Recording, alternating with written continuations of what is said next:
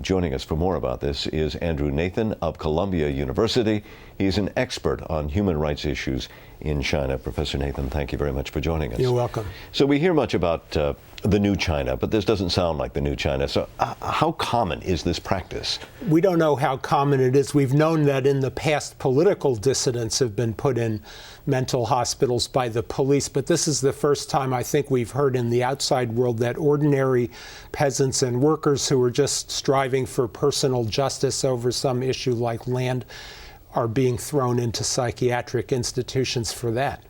Now, as much as we know that the Chinese are obviously cracking down on dissent, we were struck by the fact that the story was first reported in the Beijing news. In other words, that that would not have happened in the old days. No, I think that is important, although the local paper where this event happened in another province wouldn't have dared to report it. But it is important that any newspaper in China, they're all government controlled, would report it. They're fighting for audience.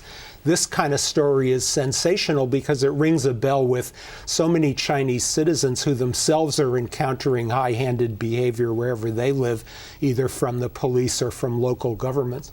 And on another front, economic one, so much of the American debt has been purchased by the Chinese. So in other words, have they also purchased the silence of this country when it comes to being angry or outraged over these human rights violations? I think to some extent that's true. The days when the United States could give orders to China that you have to improve human rights or we're going to sanction you in some way have been gone already for more than 10 years, I would say, since the Clinton administration.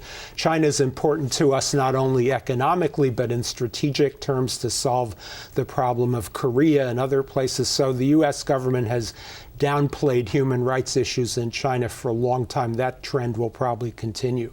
And as much as this story, it is sensational, it grabs attention, do you think it reflects overall how the human rights issue is in China? In other words, are things improving despite this? There are some areas of improvement, particularly with people's living standards going up, and I hope that will continue. We don't know if it will. But in the area of political freedoms and civil and political rights and due process and legal rights, I'm afraid the situation has not improved. Professor Nathan, thank you. You're welcome.